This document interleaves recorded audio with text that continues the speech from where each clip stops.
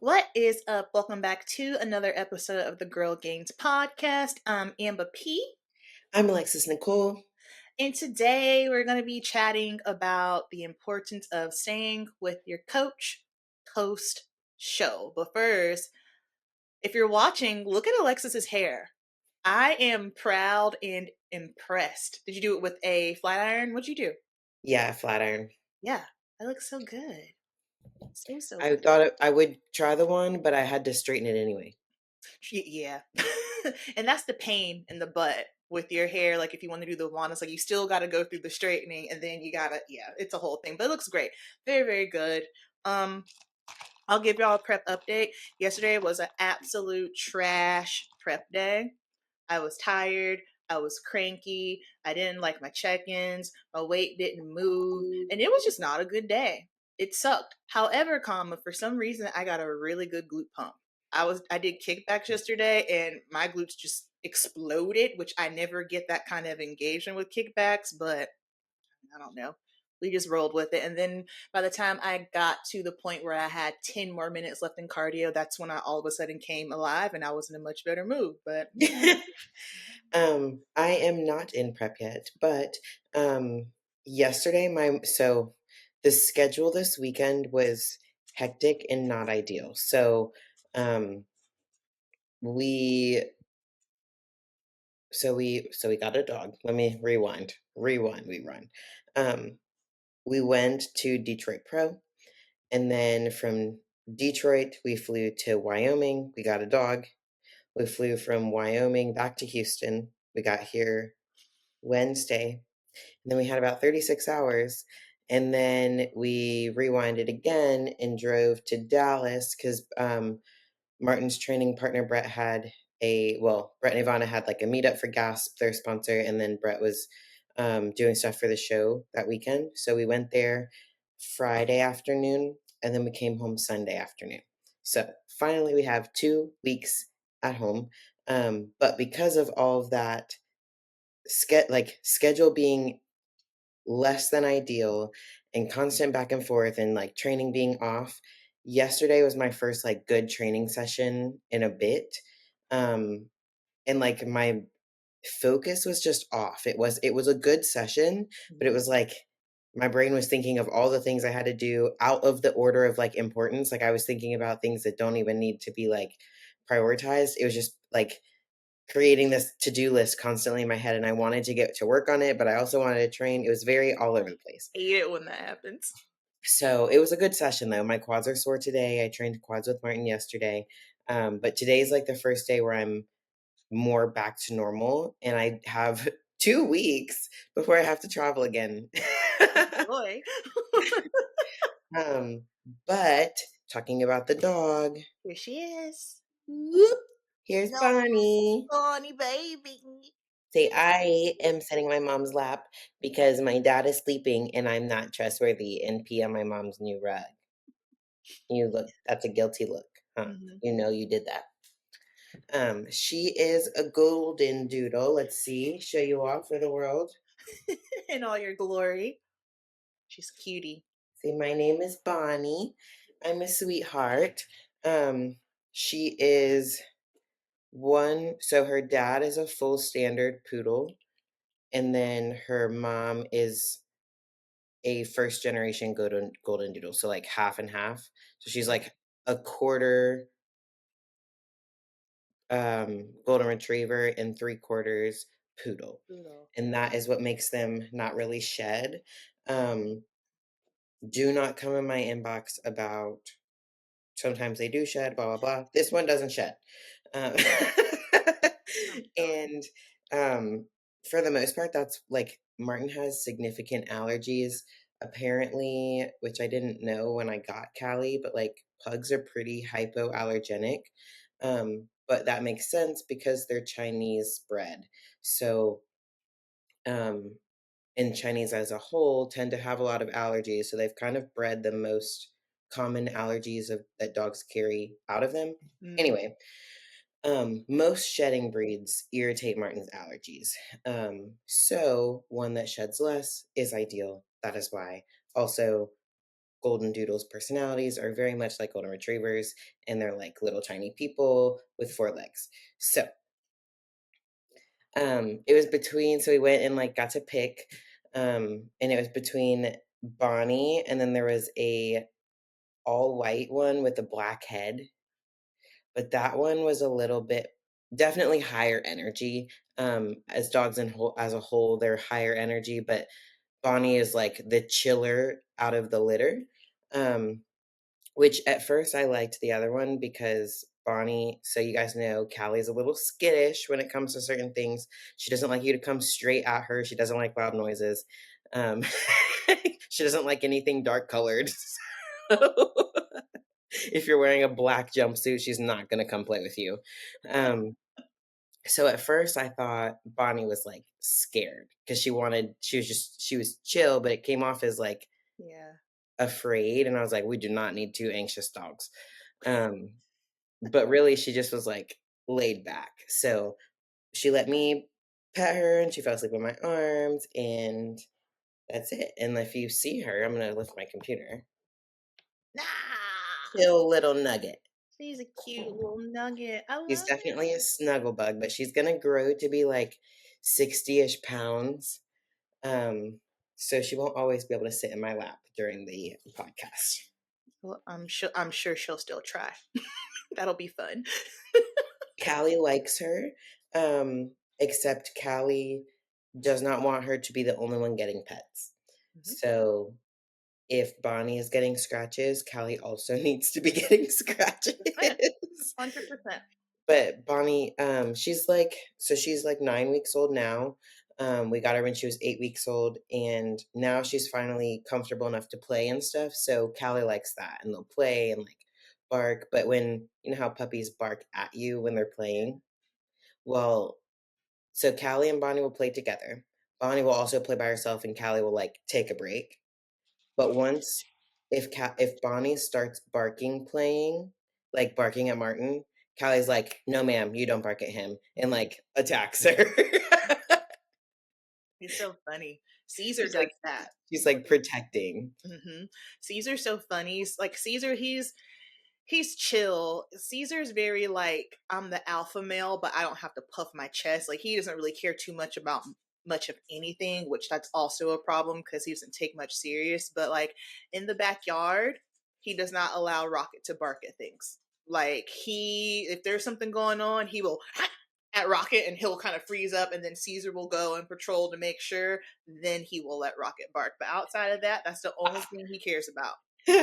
He's like, "You don't know what you're talking about. Let me see." And he normally, and he's right because Rocket is just a wild child and he just barks at the wind. So he's like, yeah, no, I got it. I But like it's so Rocket. funny, huh? I said I like Rocket. Yeah, he's right here looking out the window right now. He just needs to be He's quiet. nosy. He's so nosy. My God, he's nosy. But he like he needs all the attention. Like if I'm talking to Caesar, he wants to be rubbed. He wants to be snuggled. He's my special friend. But he's a good boy. He's a good boy. I don't know if I mentioned on here, I'm doing DC Pro. I don't think I ever said it on here. Mm-mm. Yeah. You haven't announced since you. I think you just told me not that long ago.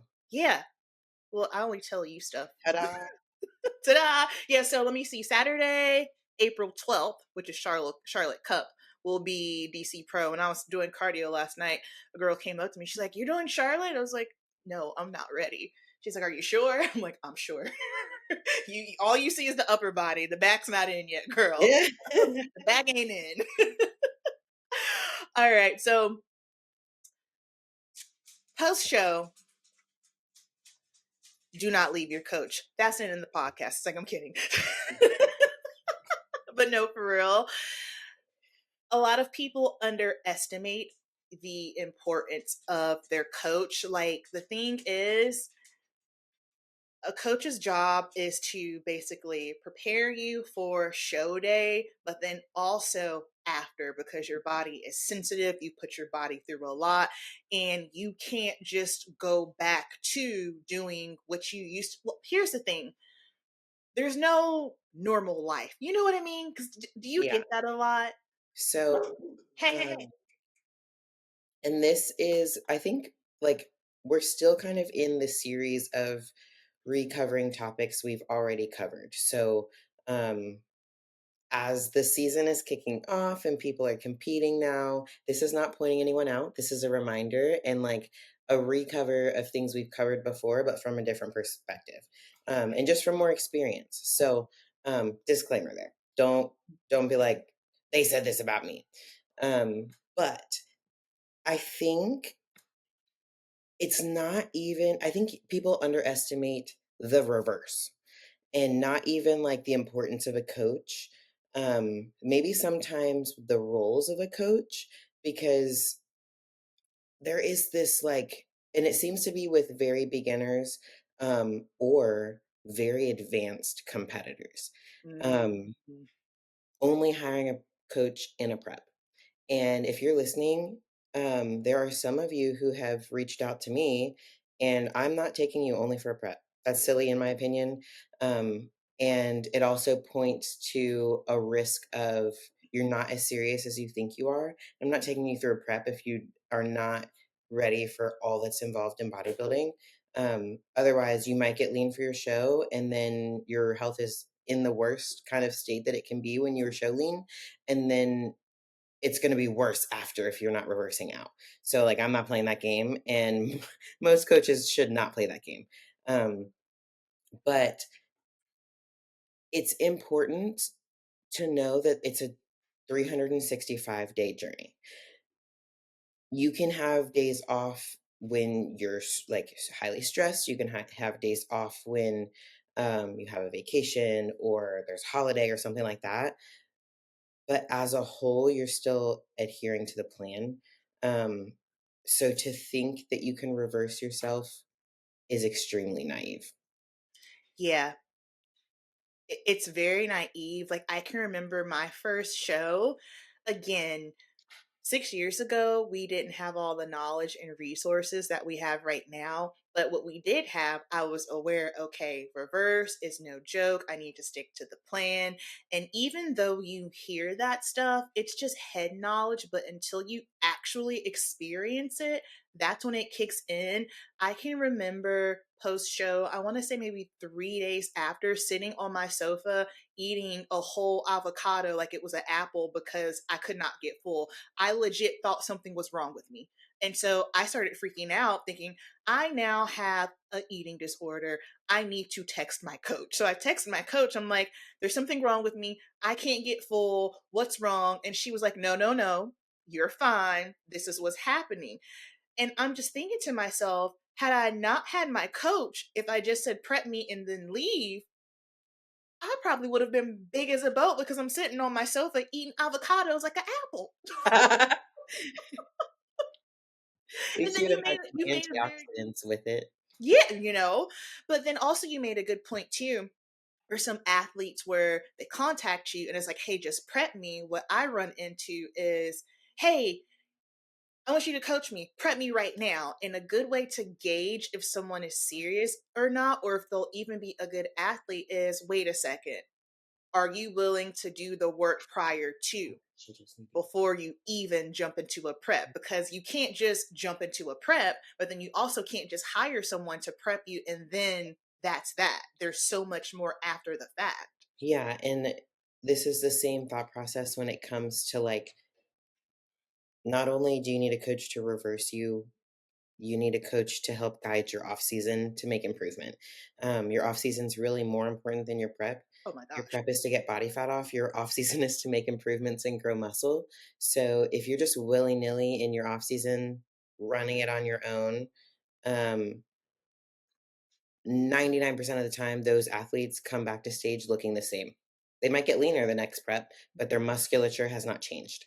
Um, and that's a waste of time, also. That's just prepping back to back. Um, I think my approach, honestly, with athletes is the email usually looks like this. Um, hey, this is my background. This is what shows I've done. This is how I placed last time. I want to do a show in November. I want to start prep in April. And I'm just emailing around to interview some coaches and see who I want to prep me. And I mean, that, and what you don't know. And usually my response is like, okay, XYZ, I think this is a realistic plan, or I think it's not a realistic plan, but it's January. You want to prep in April. I need to work with you now. And I like, this sounds realistic, but we have to see where your food's at in April. Like, Yeah. I can't Yeah. promise that you can prep in April when I don't know your physique.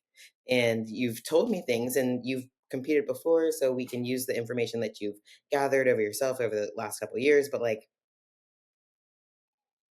Yeah. saying, I'm going to start this and be ready this is very often not the case. It's never the case. I was so glad when my athlete, she realized that because she was saying, I want to compete in July, X, Y, and Z. And in my mind, I'm like, absolutely not. Like, we're not there. We're not ready. And so I said, okay, well, just send me your check ins. And she sent me her photos. And underneath it, she said, wow, okay, you're right. I'm not ready. And I was just so glad that she was able to come to that revelation herself because I think sometimes athletes tend to forget that your coach is your coach. Your coach is not your yes man. And sometimes your coach is going to tell you things that you might necessarily not want to hear. It's happened to me before. I'm sure it's happened to you before, but that's the coach's job. And so you have to understand that if your coach is telling you something, it is to help you and benefit you. It's not to hurt you. It's not to kind of dim your light, but that's what you're hiring them for, to coach you. Yeah, and I think that's where it kind of ties into being coachable. Mhm. Um, you can say like, "This is what I want. This is my plan," and sometimes your coach is going to agree. And if they don't agree, you need to have open ears to that. Otherwise, you're just shooting yourself in the foot. Now, maybe your coach is wrong, but if they've been working with you, they know your physique, they know what's realistic and what's not, Yeah. and that's why you hired them. So, do not hire a coach you're just wasting money if you're gonna hire a coach and then say, "Actually, no, this works better for me," every time that there's a suggestion. Yeah. And be open minded. Try stuff. Try stuff. Jordana has recently said some stuff to me. I'm kind of like, at first I was like, ugh, I don't know about that. Then I said, well, hold on. Let me just see. Because guess what? I don't know. I've never been here before. And then also, I can't see straight right now. I can't see anything. And that's the other thing. Like post show, you are not mentally well. You should not be making any solid decisions, which is also another reason why you need to stay with your coach because your brain is all over the place. Like your leptin and ghrelin, your emotions, your hormones. You can't really make a solid decision as far as like what to do with your body.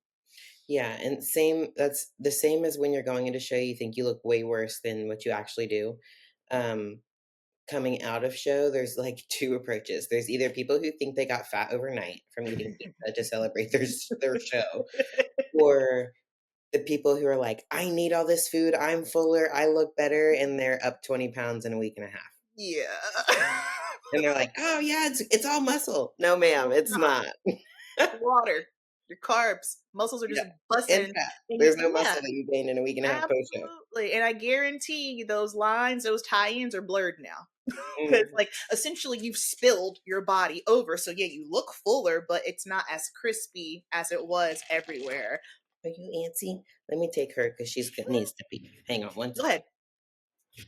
And then something else, I don't know. I mean, I know your coach is the same way, but when you know this is probably going to be like the last show of the season, your coach should already have a plan for your reverse. So most of the time, if you're someone who is being fed into the show, that's kind of like the quote unquote start of your reverse. Now, every coach does reverses differently, and it makes sense because everyone's body is different, right? Like, I'm the kind of person where I just like to get straight to maintenance. I'm okay, like seeing some lines blurred. I'm more of a how do I mentally feel type person. But then there are some athletes who mentally they don't like that. They need to slowly build it up. But also on the flip side of that, what you have to kind of keep in mind is when you slowly build it up, you're technically still in a caloric deficit. And if we need to get to off season, that's where all the magic happens. That's where the gains happen. You're just basically you're slowing up getting to your off season. Yeah, and it's gonna be different for everyone as far as, like, what the, um, approach is there, and that's where, like, feedback comes in too. Hmm. Um, if you're not following the plan, we need to make an adjustment. Like, if you find yourself just unable to, you Yeah, have to address that in some way. Sometimes it's more food, sometimes it's therapy, sometimes it's just all get of it the together. above. Yeah. Yeah. Um, so it's very unique for everyone. Um, and trying to navigate it completely on your own in a headspace that's not clear Mhm. is extremely risky. Um, and even more important if you're a natural competitor. You don't have anything Yeah. like your health is the most trash going into a show. It's not, Hoping you're for not in a healthier spot. You're just not taking the risks of other side effects that other athletes are taking. And I think that's a misconception that like natural bodybuilding is healthier. It's not. not. Um, Bodybuilding's not healthy if you're getting show lean appropriately. So to think you can just handle it on your own in either case is naive and most likely setting you up for a bad situation that you're digging yourself out of, or you're burnt out on bodybuilding, Mhm. um, or you're kind of ping ponging in fat gain and then dieting and fat gain and dieting it to an Yeah. even more extreme than what bodybuilding already is, because you get into this like, I don't like my physique, okay, I want to get ready for a show that'll help me get my body fat off, and it's like you're back and forth. The And mini cuts. yeah, and mini cut turns into a prep, and Yeah. like mini cut is appropriate in a situation where you've had like a long off season already and you're just cleaning things up, getting an idea of Yeah. where the muscle is, and then going back into a building phase. It shouldn't be used really just because you Put on too much body kind fat. of fell off the wagon post show. Yeah. Yeah. And I see that a lot. And like you just said, it puts you in that ping pong state. And what you have to understand is that's not good for your body physically, but mentally it's just going to screw you up even more. Yeah, um, I w- I understand why people think that. Like you guys Hmm. know, when I first started bodybuilding, I had only intention of doing one show. So in my mind, I wasn't going to be paying for a coach really after 6 weeks post show. Like I was going to reverse and then be done. Um, so like I guess that ties in another thing. Like if you can't afford a coach post show, you cannot afford to prep. Yeah. Yeah. Oh, yeah. Hard truth. Hard truth. But then something else to touch on as well, and it's just, I think, absolutely trash. What to do if your coach ghosts you post show? Because I've heard this Yeah. happen to happen. Or if you decide you don't care for your coach going into your show. Like we've talked about before, Yeah. it's not the best idea to try to switch coaches 2 weeks out. So maybe whatever reason has caused you like, okay, I don't want to use this coach going forward. Hmm. Um, it's okay to reach out and ask someone else to reverse you. Yeah. Um, and I say that sparingly. Let's not do this every time we prep. No, I mean I've done that. I had that experience. I knew at the end of 2020 when I did Universe, I knew in October that I need to switch coaches, but I also knew that I'm like 5 weeks out. Now is not the time to try to switch coaches. So I went ahead and did my due diligence and I was, seeking, asking around. But to try to get a new coach that close to show, I knew it was just going to mentally jack me up. But then I also knew that after that show, who's going to reverse me, because I can't just be out here. I was still fairly new, you know what I mean? It's like I can't just be out here high and dry trying to figure it out. So if you already kind of have the idea, like going into the show, that you want to switch coaches, I would advise you to go ahead and kind of start seeking out. That way, when you are done, you've got someone who can go ahead and take you and reverse you, versus having this random awkward lag period, because that's not a good place to be. And if you're in a situation where your coach unfortunately ghosts you, that's horrible. It sucks, but you have to try to find somebody immediately to help you. Yeah. Um, and I would count ghosting as like, especially if you're post show and you don't hear from them for like 48 hours, that's ghosted. That's good. Don't let them come back a half a week later and be like, "Oh, hey, sorry, I didn't see your email." They knew you Yeah, were no, competing. They knew you no. needed a reverse. There was one athlete I was doing at a competition, not going to say the athlete, the competition, or the coach, and she could not get a hold of her coach. She couldn't figure out didn't know what to eat. Got backstage. She was texting me, and I was just kind of like, I don't know your body. I don't know what you've been doing. You know what I mean? So like, I can't, I can't really Yeah. do too much here. Her coach didn't even, her coach was there, wasn't backstage with her, didn't contact her. And then towards the end of the night, her coach texted her, "You did amazing." Excuse me? How were you been this whole time? Cause what? And so I just went ahead and told her, I said, "Get you a new coach immediately. That is Yeah, that's unacceptable." not your coach anymore. No, unacceptable. And I mean, just me, just morally and ethically, I could never do that to somebody. Just never. And I felt bad because, of course, I wanted to help, but at the same time, it was just too risky because I don't know your body. I don't know what you got going on. I don't know what you took. So it's just one of those things. But if you are in a situation like that, you just got to find somebody immediately. If anything, like what I told her was, until you find somebody, whatever your macros are right now, just roll with that. Because if you start taking matters into your own hands and you don't know what you're doing, then a little bit of this turns into a lot of that. And before you know it, now we're 10 pounds up, and it's just going to be a mess. Yeah.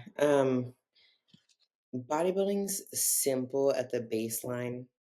Um, Hiccups get thrown in and you have to navigate them, and life happens, you have to navigate that.